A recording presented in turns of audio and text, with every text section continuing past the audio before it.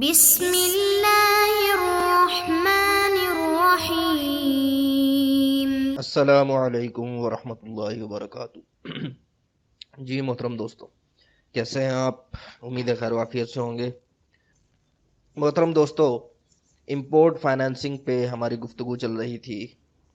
Import financing کیا ہے کہ چیز کو کسی دوسرے ملک سے منگوانے کے لیے کچھ فنڈز کی ضروریات ہوتی ہے اور اسی طرح کچھ بینک کی سروسز کی ضرورت ہوتی ہے کلائنٹ کی۔ وہ کلائنٹ بینک سے لیتا ہے، بینک ان کی فیس چارج کرتا ہے اور بعض اوقات فائنینسنگ بھی دیتا ہے۔ تو یہ ہے امپورٹ فائنینسنگ۔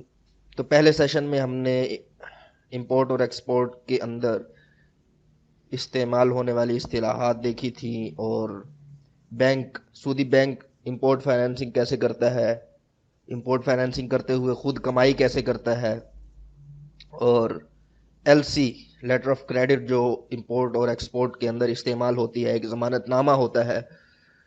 ایل سی کے دوران بینک کون کون سی خدمات فراہم کر رہا ہوتا ہے۔ وہ ایل سی دو طرح کی ہوتی ہے، ایک فل مارجن ایل سی جس میں سارے کے سارے پیسے کلائنٹ ادا کرتا ہے، بینک اس میں صرف اپنی سروس فراہم کر رہا ہوتا ہے، تمویل نہیں دے رہا ہوتا۔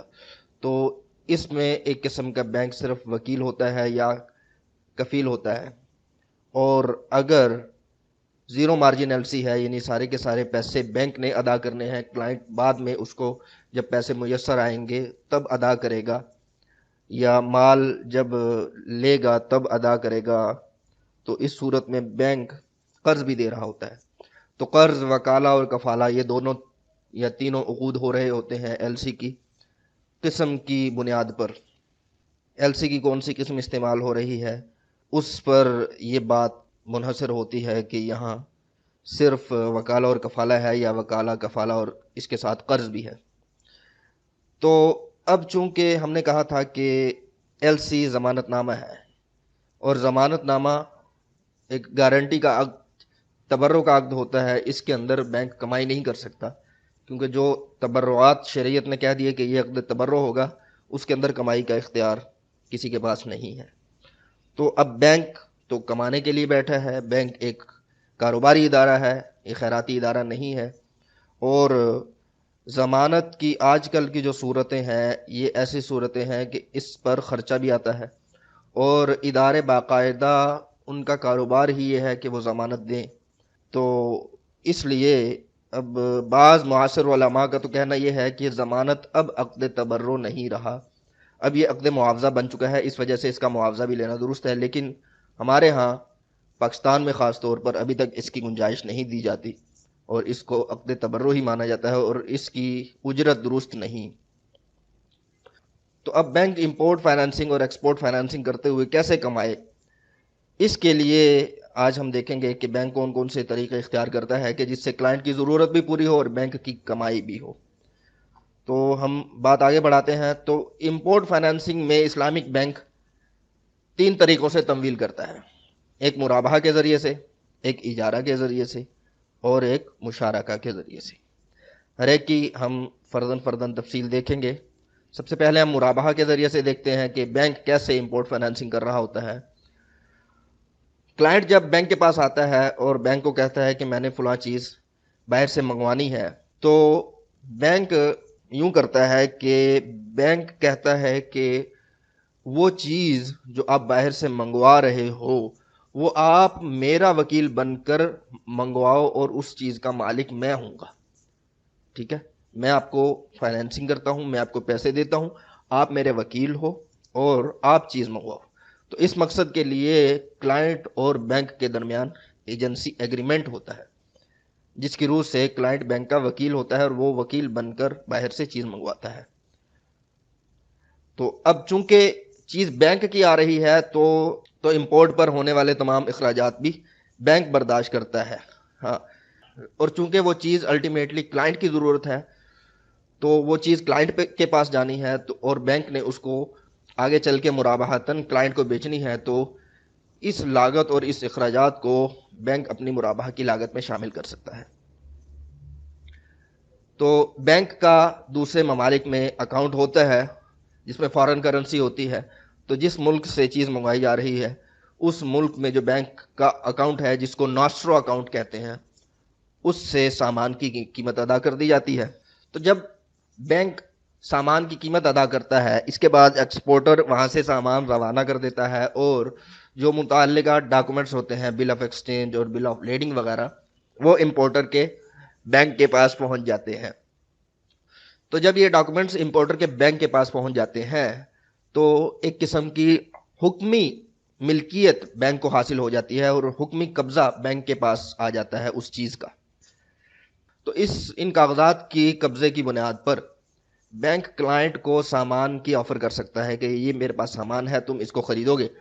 تو کلائنٹ کے پاس کلائنٹ اس آفر کو قبول کر لیتا ہے، لیکن اس کے پاس اگر اس کی ایل سی زیرو مارجن ہے، یعنی کہ اس نے پیسے سامان آنے پہ ادا کرنے ہیں، تو وہ سامان بینک اپنے پاس پلیج کر لیتا ہے، اور کلائنٹ جب فنڈ لے کے آتا ہے تو اس دوران جتنی مدت گزرتی ہے اتنی مدت بینک یہ سمجھتا ہے کہ میرا پیسہ اتنی مدت اس کلائنٹ کے زیر استعمال رہا، تو اتنی مدت کا بینک پروفٹ لگا کر مارکیٹ ریٹ کے مطابق پروفٹ کیلکولیٹ کر کے مرابحہ کی جو لاگت ہے، جو مرابحہ کی پرائس ہے، وہ کیلکولیٹ کرتا ہے۔ مثال کے طور پر اگر کلائنٹ کے پاس فنڈ 3 ماہ بعد دستیاب ہوتے ہیں اور وہ 3 ماہ بعد اپنا سامان لینے آتا ہے، تو بینک 3 ماہ تک کی مدت کا جو مارکیٹ ریٹ کے حساب سے اس کا پروفٹ بنتا ہے، وہ پروفٹ کیلکولیٹ کر کے وہ مرابحہ کی لاگت میں شامل کر لے گا۔ تو سامان کی ڈیلیوری یا ڈاکومنٹس کی ڈیلیوری پر بینک عقد مرابحہ کرتا ہے، اور عقد مرابحہ کر کے بینک ڈاکومنٹس کلائنٹ کے حوالے کر دیتا ہے۔ کلائنٹ طے شدہ تاریخ پر بینک کو وہ رقم واپس کرے گا، اور ان ڈاکومنٹس کو لے کر کلائنٹ پورٹ پر جا کر وہ سامان چھڑوا لیتا ہے، کیونکہ ان ڈاکومنٹس کے بغیر سامان چھڑانا ممکن نہیں ہوتا۔ یہ ہے مرابحہ کا امپورٹ فائنانسنگ میں استعمال۔ اب دیکھتے ہیں کہ اجارہ کو امپورٹ فائنانسنگ میں بینک کیسے استعمال کرتا ہے۔ تو یہاں بھی ایسا ہی ہوتا ہے کہ کلائنٹ بینک کے پاس آتا ہے اور اس کو بتاتا ہے کہ میں نے فلاں چیز امپورٹ کرنی ہے، تو یہاں بھی بینک کہتا ہے کہ تم میرا وکیل بن کر وہ چیز امپورٹ کرو۔ تو ان دونوں کے درمیان ایجنسی ایگریمنٹ ہوتا ہے، اور اس کے ساتھ ہی اجارہ ایگریمنٹ بھی ہو جاتا ہے۔ اجارہ ایگریمنٹ کی روح سے بینک اس بات کا پابند ہوتا ہے کہ جب وہ چیز آ جائے گی تو چیز کے آنے پر میرے اور تمہارے درمیان اجارہ کا عقد ہو جائے گا، اور جب چیز پہنچ جائے گی تو وہ چیز تم مستاجر کے حیثیت سے استعمال کرو گے۔ امپورٹ پر جو اخراجات ہوتے ہیں بینک ہی وہ اخراجات برداشت کرتا ہے، لیکن بینک اس کو اپنی لاگت میں شامل کر لیتا ہے، جس کو آئندہ وہ اپنے کرائے کے ذریعے سے ریکور کر لے گا۔ اور یہ بھی ہو سکتا ہے کہ بینک یہ جو اخراجات کر رہا ہے، یہ بینک کہتا ہے کلائنٹ کو کہ تم یہ اخراجات کرو، اور یہ اخراجات کی مد میں جو تم خرچہ کرو گے وہ میرے پاس بطور سیکیورٹی ہوگا، کیونکہ تم نے میری چیز استعمال کرنی ہے تو میں سیکیورٹی لے سکتا ہوں، یہ اخراجات میں بطور سیکیورٹی رکھوں گا۔ تو بینک کے بیرون ملک اکاؤنٹ سے سامان کی قیمت ادا کی جاتی ہے، اور سامان کی قیمت ادا ہونے کے بعد ایکسپورٹر وہاں سے مال روانہ کر دیتا ہے، اور متعلقہ ڈاکومنٹس اپنے بینک کے ذریعے سے امپورٹر کے بینک کو بھیج دیتا ہے۔ جب یہ ڈاکومنٹس آ جاتے ہیں تو بینک ڈاکومنٹس کلائنٹ کے حوالے کر دیتا ہے، اور کلائنٹ کے ساتھ اس موقع پر اجرت طے کرتا ہے۔ تو ان ڈاکومنٹس کے ذریعے سے کلائنٹ جا کے مال چھڑوا لیتا ہے، مال اس کے قبضے میں آ جاتا ہے اور اس کو استعمال کرنے لگتا ہے، اور مدت اجارہ ختم ہونے پر بینک مال کلائنٹ کو بیچ دیتا ہے۔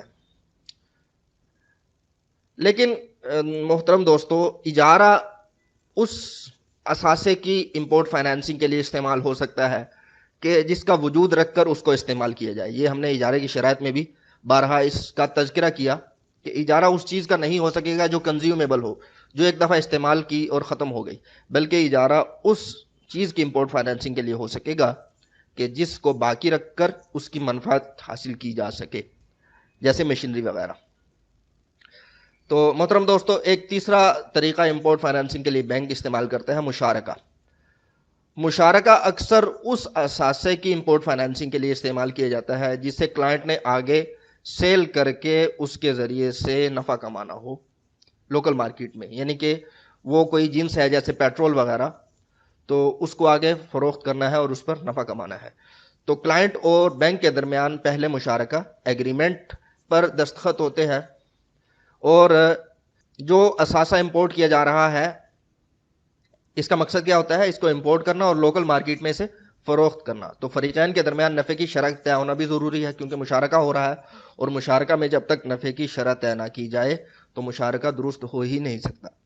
تو امپورٹر چونکہ فریق عامل ہوتا ہے، یعنی کہ ورکنگ پارٹنر ہوتا ہے، اور بینک سلیپنگ پارٹنر ہوتا ہے، تو ضروری ہے کہ اس کا نفع اس کے سرمایے سے کم نہ ہو، کیونکہ اگر اس کا نفع اس کے سرمایے سے کم ہوا تو لازمی سی بات ہے کہ جو فریق غیر عامل ہے اس کا نفع اس کے سرمایے سے زیادہ ہوگا، اور یہ فریق غیر عامل کے لیے شرط ہے کہ جب ایک فریق کام نہ کر رہا ہو تو اس کا نفع اس کے سرمایے سے زیادہ نہیں ہو سکتا، کیونکہ اگر اس کا نفع اس کے سرمایے سے زیادہ ہوگا تو جو نفع سرمایے کے تناسب سے بڑھے گا وہ نفع بغیر عوض کے ہوگا۔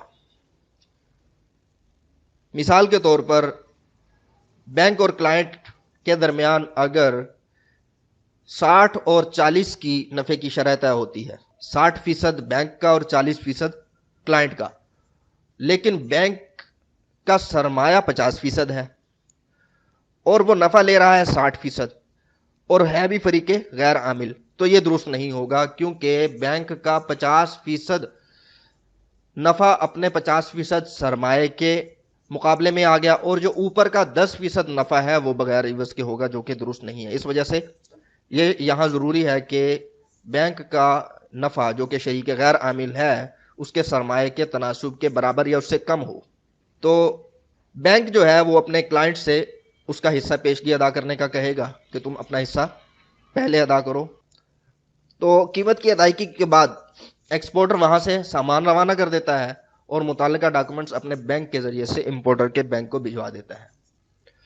ڈاکومنٹس جب پہنچ جاتے ہیں تو بینک وہ ڈاکومنٹس امپورٹر کو دے دیتا ہے، اور امپورٹر ان ڈاکومنٹس کے ذریعے سے جا کے سامان کی ڈیلیوری لے لیتا ہے۔